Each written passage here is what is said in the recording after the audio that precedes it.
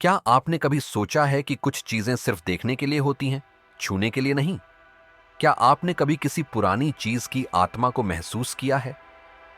आज मैं आपको आर्यन की कहानी सुनाने जा रहा हूं। एक ऐसे लड़के की कहानी जिसने एक पुरानी चेतावनी को मजाक समझा और फिर कभी वापस नहीं लौटा। यह कहानी सिर्फ एक डरावनी रात की नहीं, बल्कि एक टूटे हुए वादे और जागृत आत्माओं की है। मुंबई की एक बरसाती शाम थी, जब शहर की हलचल भी थम सी गई थी। भायखला के पुराने संकरे गलियों में, जहां इतिहास की गंध हवा में घुली थी, आर्यन एक जर्जर इमारत के नीचे खड़ा था। बारिश की बूंदें टपक रही थीं, पर सड़क पर अजीब सी खामोशी छाई थी, जैसे पूरा इलाका किसी अनजाने डर में डूबा हो, अपनी सांसें रोके हुए। आर्यन के हाथ में एक भारी बैग था और उसके चेहरे पर बेचैनी साफ झलक रही थी। वह यहां क्यों आया था, यह उसे भी ठीक से नहीं पता था। तभी उसके फोन की घंटी बजी, जिसने उस खामोशी को चीर दिया। उसने कांपते हाथों से फोन उठाया और दूसरी तरफ से सिर्फ एक ही बात सुनाई दी। चौथी मंजिल, कमरा नंबर 402। कॉल कट गई और आर्यन अकेला रह गया उस पुरानी इमारत के साए में। आर्यन ने धीरे धीरे इमारत के अंदर कदम रखा। दरवाजे से अंदर आते ही हवा में एक अजीब सी पुरानी गंध फैली हुई थी, सीलन और धूल की मिलीजुली महक। इमारत बहुत पुरानी थी। उसकी दीवारें सीलन से काली पड़ चुकी थीं और हर कोने में एक अनकही कहानी छिपी थी। लकड़ी की सीढ़ियां चरमरा रही थीं, जैसे हर कदम पर कोई पुरानी आत्मा आह भर रही हो। हर सीढ़ी पर चढ़ते हुए आर्यन को किसी की मौजूदगी का एहसास हो रहा था, जैसे कोई अदृश्य शक्ति उसे देख रही हो। चौथी मंजिल पर पहुंचते ही नीचे से किसी के तेजी से दौड़ने की आवाज आई। आर्यन का दिल जोर से धड़कने लगा। कौन है? उसने कांपती आवाज में पूछा। उसकी आवाज उस खाली गलियारे में गूंजकर वापस आ गई। एक साया तेजी से सीढ़ियां चढ़ता हुआ ऊपर आया और आर्यन के सामने रुका। वह उसका दोस्त विक्रम था, जिसके चेहरे पर एक शरारती मुस्कान थी। इतना डर क्यों रहा है यार? विक्रम ने हंसते हुए कहा। आर्यन ने राहत की सांस ली। उसे लगा जैसे उसके सीने से एक बड़ा बोझ उतर गया हो। विक्रम ने कमरा खोला, लाइट चालू की और अंदर जाते हुए कहा, अब यह घर कुछ दिन तुम्हारा है, लेकिन एक बात याद रखना। आर्यन ने सोचा कि यह कोई मजाक होगा, पर विक्रम का चेहरा गंभीर था। वह आर्यन को हॉल में लगी एक पुरानी तस्वीर के सामने ले गया। तस्वीर में एक बूढ़ा आदमी था, हाथ में एक लाठी और पास में एक छोटा सा दिया जल रहा था। विक्रम ने गंभीर स्वर में कहा, यह मेरे परदादा हैं, इस घर के रक्षक। जब तक तुम इस घर में हो, यह दिया कभी बुझना नहीं चाहिए। अगर यह बुझ गया तो फिर किसी को बचने का मौका नहीं मिलता। आर्यन ने हल्के से हंसते हुए कहा, इतना डरावना क्यों बना रखा है यार, सिर्फ एक दिया ही तो है। विक्रम ने बिना मुस्कुराए कहा, बस याद रखना, यह सिर्फ दिया नहीं, एक वादा है।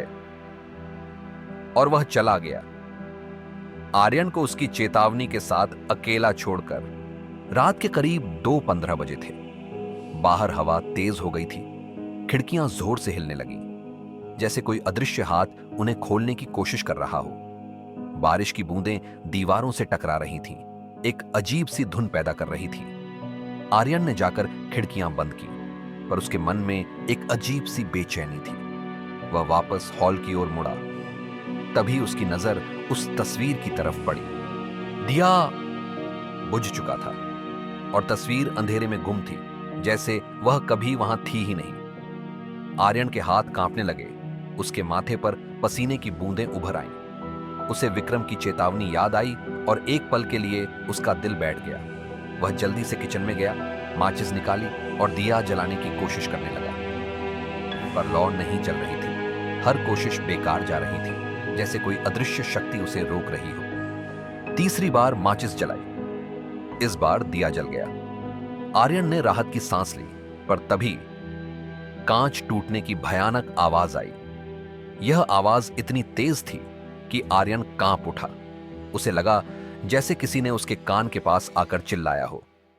उसका दिल जोर से धड़क रहा था और उसे लगा जैसे उसकी सांसें रुक जाएंगी। आर्यन डरते हुए हॉल में गया। फर्श पर टूटा हुआ फ्रेम पड़ा था, उसके टुकड़े चारों ओर बिखरे हुए थे। तस्वीर जमीन पर गिर चुकी थी और उसे देखकर आर्यन की रूह कांप गई। वह झुका और उसे उठाने ही वाला था कि उसके पैर में कांच घुस गया। वह दर्द से चिल्लाया, पर डर इतना ज्यादा था कि दर्द भी फीका पड़ गया। उसने किसी तरह फ्रेम उठाया और दीवार पर टांग दिया। जैसे ही उसने उस तस्वीर को देखा, उसकी आंखें फैल गईं। तस्वीर गायब थी और पास रखी लाठी भी। आर्यन धीरे धीरे पीछे हटने लगा। उसका शरीर कांप रहा था, मुंह सूख गया था। उसे लगा जैसे वह किसी बुरे सपने में फंस गया हो, जहां से निकलने का कोई रास्ता नहीं था। अचानक दरवाजे के पास एक साया खड़ा दिखाई दिया, हाथ में वही लाठी। उसकी चाल भारी थी, उसके हर कदम से जमीन कांप रही थी। उसकी सांसें तेज थीं, जैसे कोई बहुत पुराना और थका हुआ जीव सांस ले रहा हो। आर्यन ने खुद का मुंह दबाकर चुप रहने की कोशिश की, पर उसके दिल की धड़कनें इतनी तेज थीं कि उसे लगा जैसे पूरा घर उन्हें सुन रहा हो। वह साया धीरे धीरे उसकी तरफ बढ़ने लगा। उसकी आंखों में एक अजीब सी चमक थी। आर्यन भागते हुए किचन में छिप गया, एक कोने में दुबक कर बैठ गया। वह रोने लगा, हिलने तक की हिम्मत नहीं थी। उसे लगा जैसे उसकी जिंदगी का अंत करीब आ गया हो। लेकिन तभी किचन के दरवाजे पर लाठी और जूतों की आवाज आई। साया उसके करीब आ रहा था। माफ कर दो, मैंने जानबूझकर नहीं किया, आर्यन सिसकियों में बोला। उसकी आवाज गले में अटक रही थी। उसके जवाब में एक भारी गहरी आवाज गूंजी। गलती किसकी थी इससे फर्क नहीं पड़ता। जब वादा टूटता है, आत्माएं जागती हैं। अब यह घर तुम्हें अपना बना लेगा। आर्यन की रूह कांप गई। उसे लगा जैसे उसकी आत्मा उसके शरीर से बाहर निकल रही हो। वह साया धीरे धीरे पीछे मुड़ा और बाहर चला गया, जैसे कुछ हुआ ही ना हो। आर्यन ने डरते हुए झांक कर देखा। तस्वीर वापस अपनी जगह थी। दिया फिर जल चुका था। उसकी लौ पहले से ज्यादा तेज थी। उसने राहत की सांस ली, पर तभी उसके शरीर से धुआं निकलने लगा। उसका चेहरा काला पड़ गया, आंखें फैल गईं और वह धीरे धीरे उसी तस्वीर में समा गया, जैसे कोई अदृश्य शक्ति उसे खींच रही हो। अब तस्वीर में दो लोग थे, विक्रम के परदादा और आर्यन। आर्यन का चेहरा अब उस बूढ़े आदमी के बगल में था। उसकी आंखों में एक अजीब सी खालीपन थी। अगली सुबह जब विक्रम वापस आया तो पूरा हॉल खून के धब्बों से भरा था और तस्वीर का शीशा टूटा हुआ। उसने जैसे ही तस्वीर देखी, आर्यन उसे देख रहा था, एक मृत मुस्कान के साथ। उसकी आंखों में एक अजीब सी चमक थी जो कह रही थी कि उसने अपनी गलती की कीमत चुका दी है। अगर आपको यह कहानी पसंद आई और इसने आपके रोंगटे खड़े कर दिए तो इसे लाइक करें, शेयर करें और हमारे चैनल को सब्सक्राइब करना न भूलें। हमें अपने डरावने अनुभव भेजें, क्योंकि शायद अगली कहानी आपकी हो।